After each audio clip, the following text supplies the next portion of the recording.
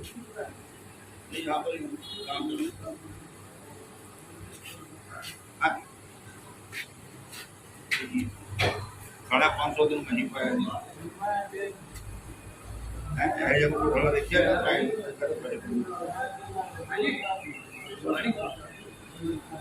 होगा तो ठीक है पता पहनना होती है फोटो में चला करूँगा हमने कल ना लिया लोग ना वो हाथी लगी उनकी ठीक है ओ हमने क्या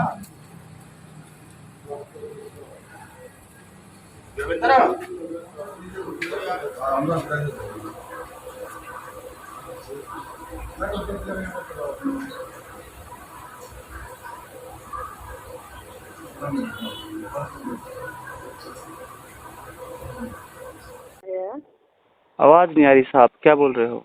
मैं कब आ रहे हैं लुधियाना में? आज आ रहा हूँ, आज चल दिया बस घर से। हाँ, कहा चौकी में मिलोगे या घर पे? नहीं, मैं चौकी में हूँ। चौकी में हो तो फिर वो पैसे चौकी में मिल कैसे करोगे फिर? नहीं नहीं नहीं, चौकी में नहीं। और आप मेरे को फोन कर दो। अरे हेलो, हाँ, बताइए। मैं कह रहा हूँ मैडम अभी घर पे हूँ, कितने लेके चलूँ? आपके बाद में बोलो कि ये तो कम रह गए, कितने की जरूरत आपको? पैसे हाँ आप देख लो, मैं दे दो आपको 20 बोला कि आप कहते हैं कि मैं नहीं दे सकता, फिर देख लो कितना 15 या 10 की करते। कितने? 10,000 कर दूँ? हाँ जी, 10,000 कर दूँ? ये 15 कर दो सब नाल बेटर। चलो ठीक है, 15,000 कर दे। ठीक है, हाँ फिर मेरे को फोन कर देना, फिर मैं आपको बता दूंगी। ठीक है, ठीक है मैडम। आप घर पर ही हैं अभी? क्या? आप हाँ। मेरे घर पर हो? हाँ हाँ, घर पे हूँ। अच्छा, फिर कब तक इतने आएंगे? आ रहा हूँ, बस जल्दी। सारे भाइया ने अभिमन्यु शर्मा की राम राम। देसी देख बिना ब्रेक, लाइक शेयर पे गुट्ठा टेक दो भाई। आज गुट्ठा टेकना घना ज्यादा जरूरी है भाई। भारत देश में जय जवान जय किसान का नारा बहुत लाया जावा है और वोट मांग दिया नेता इस नारे ने लेकर जनता ने गुमराह करने की, उनकी भावनाओं तक खेलने की कोशिश करा है। पर इसे देश में ना तो जवान खातर कुछ करा जाता और ना एक किसान खातर। आपने इनकी हालत का बेरा हमारे दर्शक समझदार है कि भाई के तो हालत किसाना की इस देश में है और के जवान की है। पहले किसाना की बात करें तो भाई आजादी ने जो है 75 साल हो लिए है। पहले जो सरकार रही वो कैसे भाई विदेशी शासन था भारत में, उन तक तो हम कोई उम्मीद नहीं कर सकते कि इस देश खातर वे कुछ करेंगे। पर ईब तो अपने देश में अपने ही लोगों का शासन है, उसके बाद भी ना तो जवाना खातर कुछ हो रहा है ना किसाना खातर। किसान 1 साल हो गए बॉर्डर पर बैठे हुए थे, बड़ी मुश्किल से उनकी मांग पूरी हुई और आज भी वे समस्याओं से जूझ रहे हैं। और दूसरी बात यदि जवाना की करें तो जो जवान अपनी पूरी जिंदगी देश के प्रति समर्पित करता है उसने नू नहीं बेरा होता। अगर जो ड्यूटी पे जाओगा तो उसके बाद वो उल्टा आओगा आकर नहीं आओगा। इसके बाद भी उस जवान के लिए कोई न्याय नहीं हो रहा है, उसने कोई न्याय नहीं मिल रहा है। ऐसा एक मामला जो है आपने पहला भी देखा होगा संसार क्रांति पे, धर्मू भाई साहब ने वो खबर दिखाई थी एक फौजी भाई की जिनका नाम मंजीत था और सोनीपत के वो रहने वाले थे, फौज में वो भर्ती हुए थे। उनकी गैली एक धोखाधड़ी हुई। आपने खबर पहला भी देखी होगी जो मैंने खुद दिखाई थी कि पानीपत तहसील कैंप जो दलालों का अड्डा बन रहा है उसमें दलाल बीच में आकर पीछे खावा है लोगों का काम करवाने के नाम पर। नुए या दलाली जो है हर महकमे में चल दिया है। सरकार का कोई भी महकमा ऐसा नहीं है जो भ्रष्ट ना हो और हर महकमे में ये दलाल बैठे हुए हैं। और इस फौजी भाई के लिए भी जो है यह मामला सामने आया कि उस के लिए भी जो है यह दलाली जो है करी गई है, वो भी इस दलाली का इन दलालों का शिकार हुआ है और इस टाइम वो मारी गेली है। एक बार तो जी राम राम मान दो हमारे दर्शकों ने। राम राम भाई, सारे भैया ने जय हिंद, जय भारत, भारत माता की जय। भाई साहब पहले तो आप थोड़ा सा बात खोलो कि क्या कुछ बात हुई थी। ये सर मैं 2018 में भर्ती हुए थे आर्मी में। 18 या 19 में? 18 में सर। अच्छा। ARO लुधियाना से। प्रॉपर मैं हरियाणा सोनीपत से हूँ, गांव का संडी से। उधर फिर लुधियाना से ARO कैसे भर्ती हुए थे? पानी हाँ पानी मतलब सोनीपत से क्यों नहीं, हरियाणा से क्यों नहीं? वही बताता हूँ सर। अब दिल्ली TA की भर्ती में गए हुए थे, वहाँ पर कोई एक एजेंट लगा लो, कुछ भी लगा लो, एजेंट मिल गया था। उसने ये बोला कि बहका दिए कि वहाँ से तुम्हारे डॉक्यूमेंट बनवा देंगे। एजुकेशन हमारी खुद की थी, उसमें कोई फ्रॉड नहीं था। अच्छा। कि तुम्हारे पंजाब से हरियाणा से ले जा करके पंजाब से डॉक्यूमेंट बनवा देंगे, resident certificate, caste certificate, police verification. मतलब वो मैं पहले मिला हुआ था पुलिस वालों के साथ भी, उन्होंने हमारे से मिलवाया, तहसीलों में मिलवाया कि यही डॉक्यूमेंट वेरीफाई करेंगे, बस तुमने अपनी मेहनत करनी है। हमने अपनी मेहनत से आर्मी में भर्ती हो गए, सब कुछ क्लियर हो गया, सारे टेस्ट पास कर दिए। उधर ट्रेनिंग भी कंप्लीट हो ली थी, 2 दिन थे छुट्टी आने के।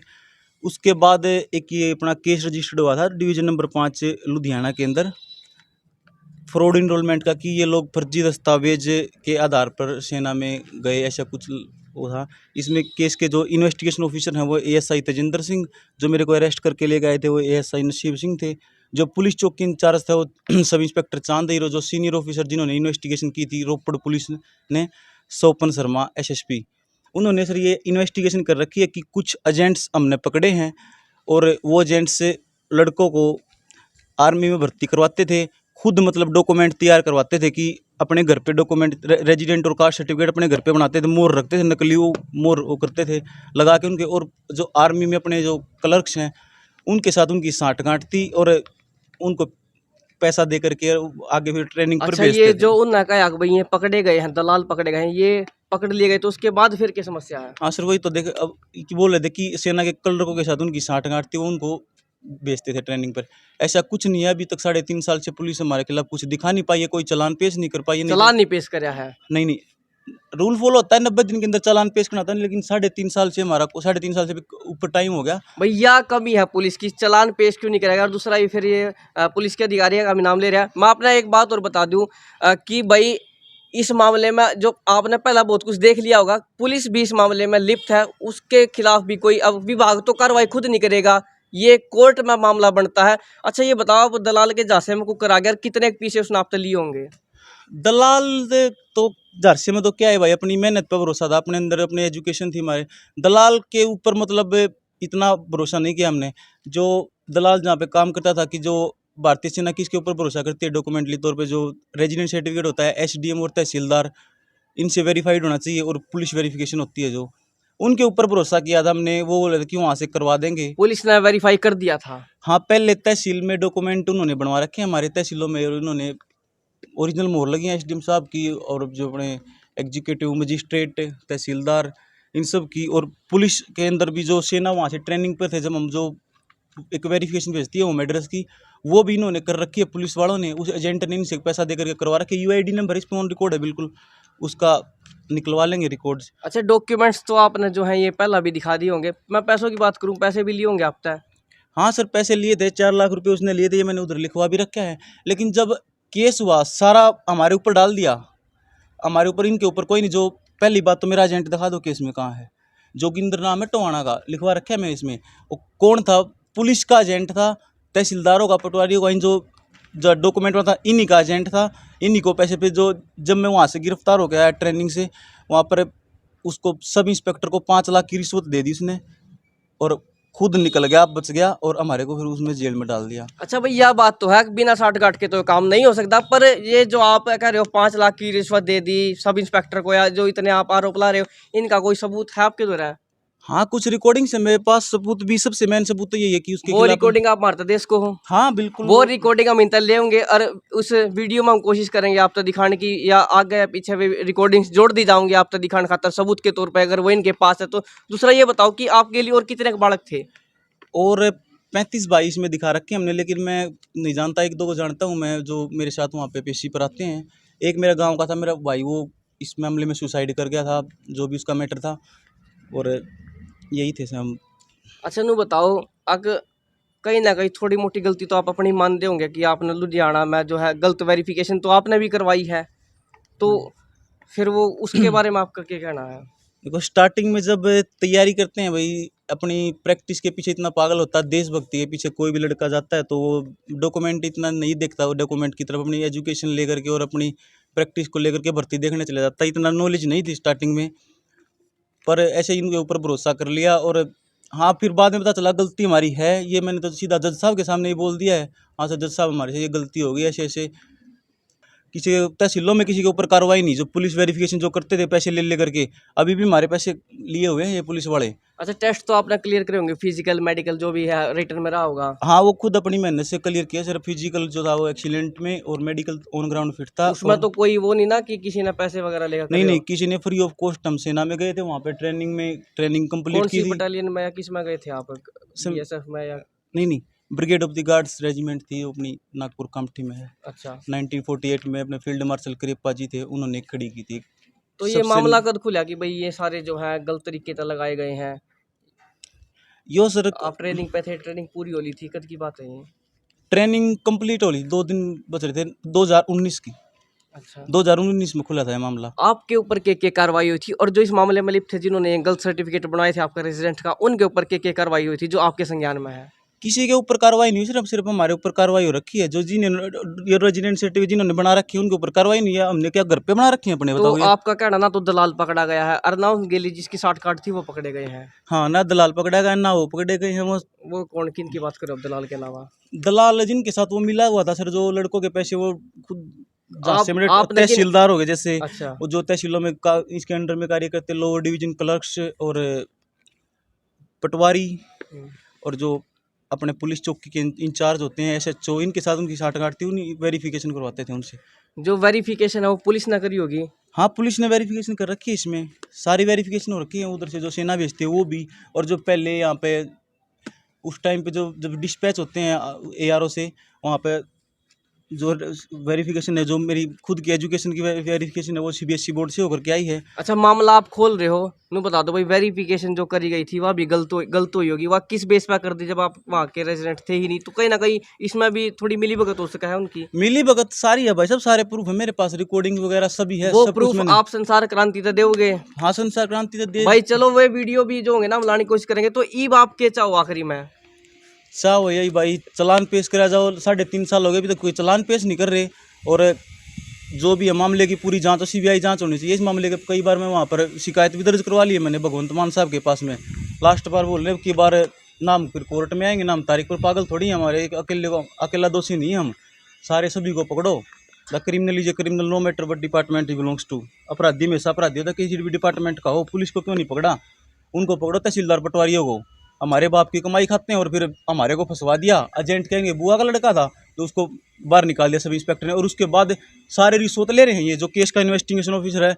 कभी 15,000, कभी 25,000। चालान इन्होंने पेश करना नहीं, रिश्वत और हमारे से ही ले रहे हैं। और अभी उनको तो चल गया एक्ट, जो भ्रष्टाचार धारा 7 के तहत वो तो गिरफ्तार कर लिया। जो मेरा केस का इन्वेस्टिगेशन ऑफिसर था वो रिश्वत लेते कि मैंने वीडियो विजिलेंस को दी थी, उसको गिरफ्तार कर लिया। जो मेरे को गिरफ्तार करके ले गया था ASI नसीब सिंह, वो खुद फरार है। एक महिला कांस्टेबल थी, उसको गिरफ्तार कर लिया है। कुल कितने जो आरोपी इस मामले में आप मानो इसमें लिप्त थे, आपके हिसाब से जो आपकी नॉलेज में है? मतलब लड़के लड़के कोई भी हो, जो भी अधिकारी थे? इसमें बहुत सारे हैं सर। कुछ तो ये जो पुलिस चौकी के अंदर अंदाजे के हिसाब से? अंदाजे के हिसाब से कम भी सर 20-25 तो। अच्छा, और कोई बात जो आप रखना चाहो अपनी?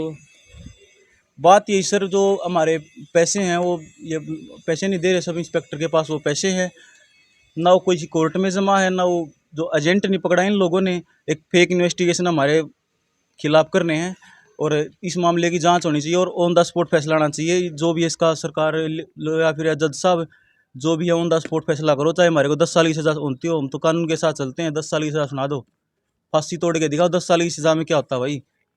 अच्छा, ये 90 दिन का समय वगैरह जो आप बता रहे हो इसका कटने का, तो अब 3.5 साल हो गया, ये मामला कोर्ट में चला गया, कोर्ट में जाओगा ये मामला, कोर्ट इस पर कार्रवाई करेगा। चंडीगढ़ पंजाब हाई कोर्ट हो गया, हरियाणा पंजाब जो हाई कोर्ट है, या फिर आगे भी जांच का इस मामले में आप लेकर, तो ईब आपने कुछ न्याय की उम्मीद है? न्याय की तो उम्मीद सर, जब चलान आ जाएगा वो तो फिर बाद में होगा। न्याय की तो जो भी होना है वो तो जज साहब करेंगे, कुछ हम नहीं बता सकते उसके बारे में। जज साहब के सामने हमारे को अभी तक मौका भी नहीं मिला है बातचीत करने का, जब तक चलान नहीं आएगा। लेकिन पुलिस इतने साल से क्यों रोक रही है चलान को, उसका कुछ आश्वासन नहीं दे रहे किसी को। उधर प्रेस कॉन्फ्रेंस नहीं कर रहे। पंजाब के अंदर भी ये जो मीडिया है वो हमारी सरकारी मीडिया आवाज़ नहीं उठा रही। चलो भाई, मंजीत भाई ने अपनी बात रखी है। 90 दिन में जो है चलान पेश करना होगा, पर 3.5 साल हो गए। आड़ा है जो या कमजोरी है, कमी है, वह किसकी है, वो हमारे दर्शक कमेंट करके जरूर बताइयो। और एक जो मैं कहूँगा जवान जो कि फौज में भर्ती लगभग हो लिया था, उसके भीतर जज्बा था, जुनून था अपने देश की सेवा करने का। जब ये गरता लिकड़ा है तो इन्हें पता नहीं होता कि ये उल्टे आऊँगे भी अगर नहीं आऊँगे, के बेरा किस दुश्मन की गोली का ये शिकार हो जाए। और इनकी गली इतना बड़ा जो है अन्याय होया है। चलो, इन्हें तो जो गलती कर दी, पर जो और इस मामले में आरोपी थे, जो अपराधी थे, उनकी गली क्या होगा उनका तो बता दो भाई। जिन्होंने इन पे पीछे ली है वो जो बिचौलिया है, वो दलाल है, वो कड़ा है, और जो अधिकारी इसमें भ्रष्ट थे, जो लिप्त थे, वे कड़ा है, उनके ऊपर कुछ कार्रवाई होगी कि नहीं, इसके ऊपर कार्रवाई होगी भाई, नू तो बता दो। और ये कुछ और बात भी कहना चाह रहे हो, बोलो भाई साहब। देखो, जब स्टार्टिंग में डॉक्यूमेंट जो एंट्री होती है सेना के अंदर, एक एफिडेविट बनता है कोर्ट से, उसको देख के कि मैं सेना में भर्ती देखना चाहता हूँ, मेरा जन्म यहीं पे हुआ, नीचे तहसीलदार साहब के और इनके हस्ताक्षर होते हैं। मतलब स्टार्टिंग में उस टाइम पे क्यों नहीं पकड़ा हमारे को? तहसीलदार की क्या रिस्पॉन्सिबिलिटी होती है? जिसके भी उसके अंडर में जितने उसके कार्यकर्ता हैं वो काम करते हैं, जब तक भाई उसका मकान है ही नहीं वहाँ पे, उसका जन्म हुआ ही नहीं, तो कैसे बना दो सर्टिफिकेट आप? किसी मिलिटेंट आ गया कोई विदेश से, पाकिस्तान वालों को ही बना दो ऐसे ही, 1500 रुपये ले लेके सर्टिफिकेट बनवा दिए।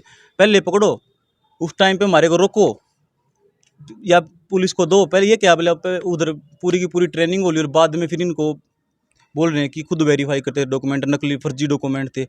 ओरिजिनल डॉक्यूमेंट है, कोर्ट से अभी भी वेरीफाई करवा सकते हो आप, कास्ट सर्टिफिकेट और वो रेजिडेंट सर्टिफिकेट, और जो मेरी एजुकेशन है वो बोर्ड से वो करके आई है।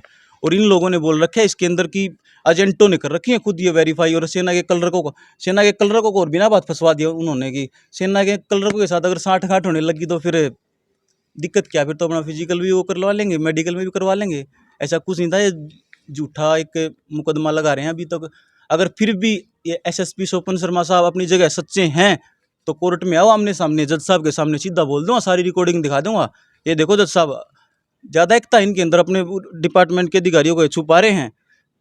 चलो भाई, रिकॉर्डिंग तो हम भी आपने दिखाने की कोशिश करेंगे, पर बात वह है भाई, जो पानीपत तहसील की हमने तस्वीर दिखाई थी, दलालों का अड्डा है।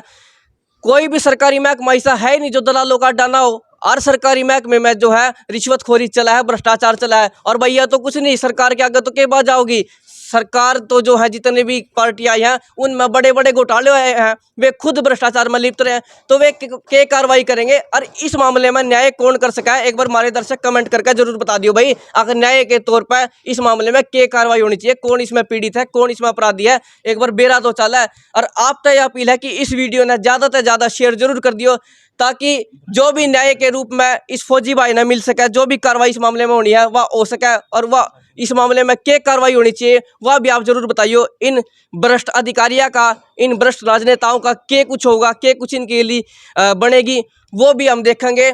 पर फिलहाल आपसे अपील है कि इस फौजी भाई के खातर इस वीडियो ने ज़्यादा से ज़्यादा शेयर जरूर कर दियो। कर दो भाई वीडियो ने शेयर। मैं हूँ आपकी गेलिया अभिमन्यु शर्मा।